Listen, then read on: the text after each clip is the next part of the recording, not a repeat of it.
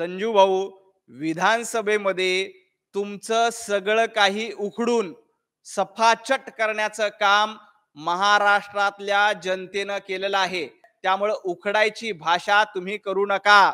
महाराष्ट्रातला खरा डरपोक कोण, ही जर का स्पर्धा घेतली आणि ऑनलाईन कॉम्पिटिशन घेतली तर त्यामध्ये सगळ्यात पहिला नंबर उभाटा गटाचा लागेल. खरे डरपोक कोण आहेत याचं सर्टिफिकेट शरद पवार यांनी उद्धव ठाकरेंना देऊन टाकलंय. यांच्या डोक्यामध्ये चीनी व्हायरस शिरलेला आहे.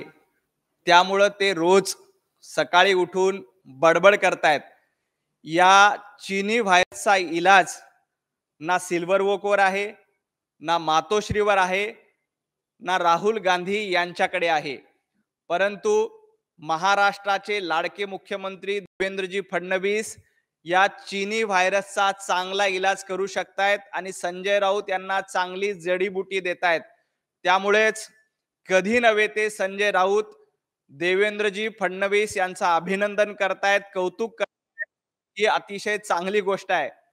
महाराष्ट्रामध्ये राज्य सरकारनं गणपती उत्सवाला राज्य उत्सवाचा दर्जा दिलाय आणि यावर्षी गणपती बाप्पा संजय राऊत यांना सुबुद्धी देतोय. त्यामुळं थोडी का होईना त्यांनी देवेंद्रजींचं आणि देवाभाऊंचं कौतुक केलंय. त्याबद्दल मी संजय राऊत यांचं अभिनंदन करतो. परंतु त्याच वेळी संजय राऊत बोलताना भारतीय जनता पार्टी, आमचे केंद्रीय गृहमंत्री यांच्याबद्दल किंवा पंतप्रधान नरेंद्र मोदीजी यांच्याबद्दल मात्र बोलायचं थांबत नाहीत. संजू भाऊ, ज्या पद्धतीनं तुम्ही भाषा वापरतात त्यापेक्षा खालची भाषा आम्हाला वापरता येते. तुम्ही काय म्हणताय की काय उखडायचं ते उखडा, मुंबईत आमचाच महापौर होणार. संजू भाऊ, विधानसभेमध्ये तुमचं सगळं काही उखडून सफाचट करण्याचं काम महाराष्ट्रातल्या जनतेनं केलेलं आहे. आता उखडायला तुमच्याकडे काहीच शिल्लक नाही, कारण विधानसभेच्या निवडणुकीत महाराष्ट्रातल्या जनतेनं तुमचं सगळं मैदान साफ करून टाकलंय. तुमचे किती आमदार निवडून आले, तुमच्या पद्धतीनं कशा पद्धतीनं पक्षाची वाताहत झाली, हे महाराष्ट्रातल्या जनतेनं बघितलंय. त्यामुळे उखडायची भाषा तुम्ही करू नका. जे काही उरलं सुरलं मैदान आहे ते मैदान मुंबई महापालिकेच्या निवडणुकीत साफ करण्याचं काम महायुती निश्चितपणे करेल. त्यामुळं उखडायची भाषा तुम्हाला शोभत नाही. तुमचं मैदान साफ झालेलं आहे आणि या मैदानावर पुन्हा एकदा भारतीय जनता पार्टीच्या नेतृत्वामध्ये महायुतीचा झेंडा फडकणार आहे. हे इथल्या मराठी माणसानं आणि इथल्या मुंबईकरांनी ठरवलेलं आहे.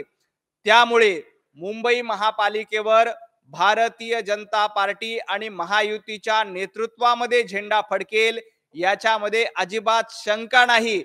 महायुती अतिशय सक्षमपणे मुंबईकरांसाठी काम करते, महाराष्ट्रासाठी काम करते. त्यामुळे मुंबईकर जनता ही भारतीय जनता पार्टीला आशीर्वाद दिल्याशिवाय राहणार नाही.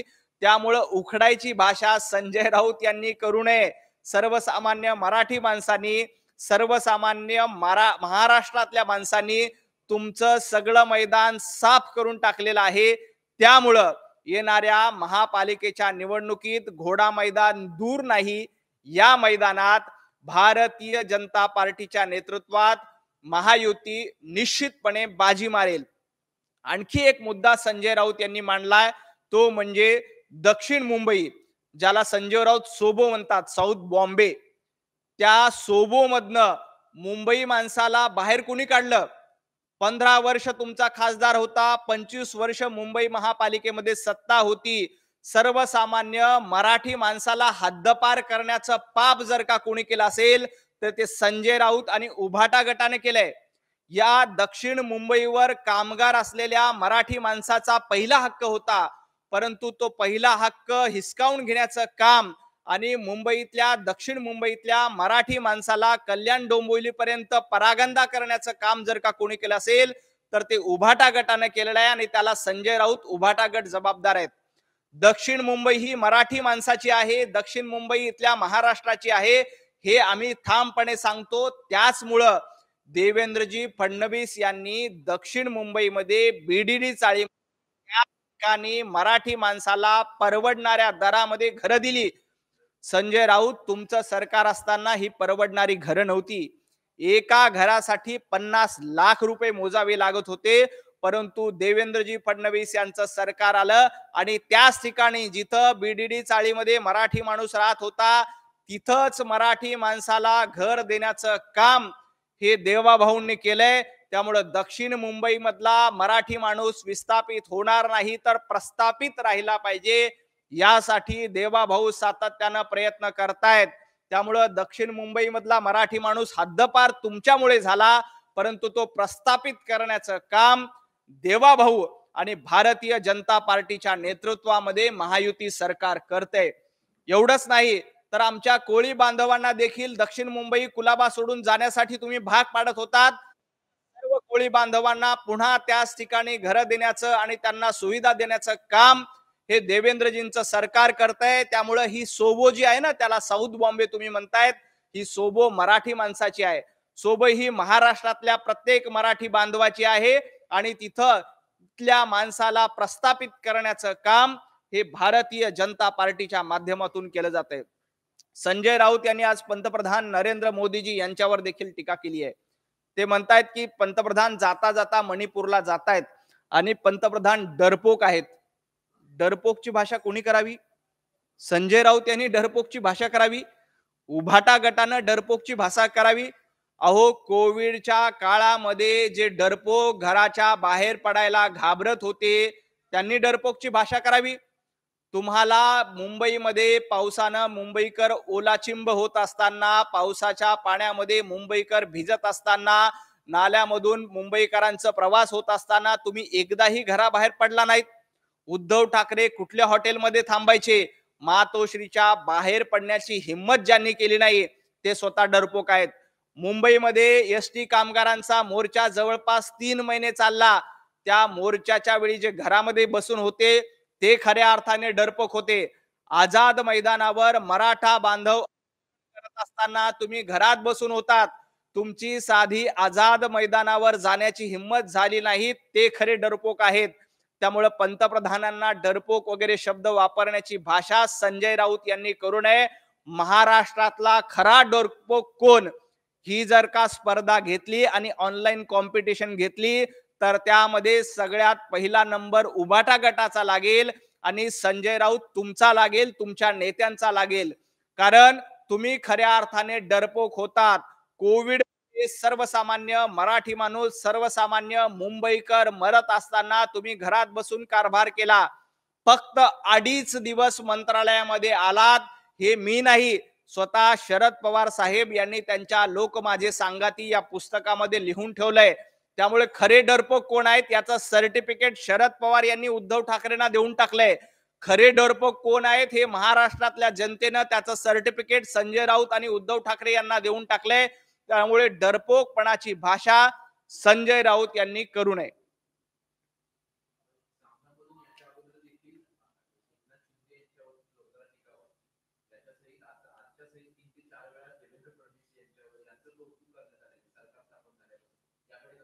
मी मगाशीच म्हटलं की संजय राऊत यांच्या डोक्यामध्ये जो राहुल गांधी यांच्या सांगण्यावरून चीनी व्हायरस घुसलाय, त्या व्हायरसला जडीबुटी देण्याचं काम देवाभाऊंनी केलंय. त्यामुळे हळूहळू त्यांच्यामध्ये सुधारणा होतीये. म्हणजे कालपर्यंत देवेंद्रजींवर टीका करणारे, देवाभाऊंवर टीका करणारे संजय राऊत आज त्यांचं कौतुक करतायत. ही आनंदाची बाब आहे. इथून पुढे देखील गणपती बाप्पा, मी लालबागच्या राजाला देखील प्रार्थना करेल आणि सिद्धिविनायकाकडे देखील प्रार्थना करेल की संजय राऊत यांना अशीच सुबुद्धी गणपती बाप्पांनी देऊ.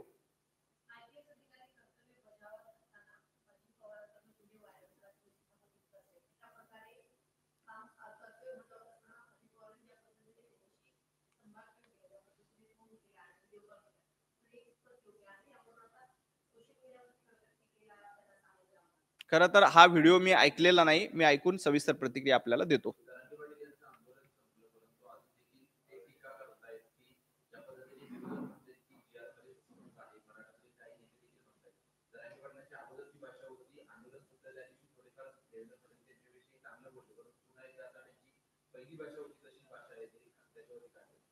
खरं तर महाराष्ट्राचे लाडके मुख्यमंत्री देवेंद्रजी फडणवीस यांनी सातत्यानं मराठा समाजाला न्याय देण्याचं काम केलंय. मनोज जरांगे पाटील पुन्हा एकदा देवेंद्रजींवर टीका करत असतील तर मी एवढंच सांगेल की देवेंद्रजींना कितीही खडे मारले तरी देवेंद्रजींकडनं तुम्हाला पेढेच मिळणार आहेत. मराठा समाजाला न्याय देण्याचं काम जर का कोणी करणार असेल तर ते फक्त आणि फक्त देवाभाऊ करतायत. कारण 2014 ते 2019 मध्ये मराठा समाजाला पहिल्यांदा आरक्षण देवेंद्र फडणवीस यांनी दिलं. आता देखील मराठा समाजाचा प्रश्न आल्यानंतर ते प्रश्न सोडवण्याचं काम देवेंद्रजी फडणवीस यांनी केलंय. त्यामुळं मला मनोज जरंगे पाटील यांना एवढंच सांगायचं की देवेंद्र फडणवीस हे निश्चयाचे महामेरू आणि बहुजनांचे खऱ्या अर्थाने आधारू आहेत.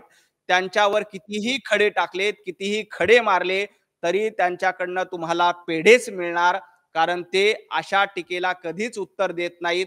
ते आपल्या प्रश्नांचं उत्तर शोधून काढतात आणि इथल्या समाजाला न्याय देण्याचं काम करतायत. त्यामुळं कृपया देवेंद्रजींवर अशा पद्धतीची टीका करू नका. तुम्ही खडे मारलात तरी तुम्हाला पेढेच मिळतील.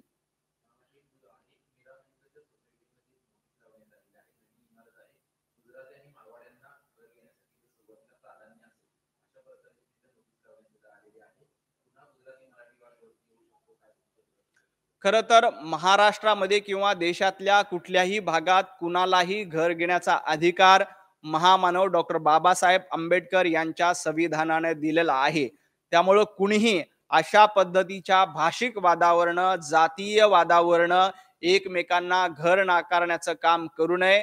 भारतीय संविधान प्रत्येकाला प्रत्येक भागामध्ये जाऊन राहण्याचा अधिकार देतं.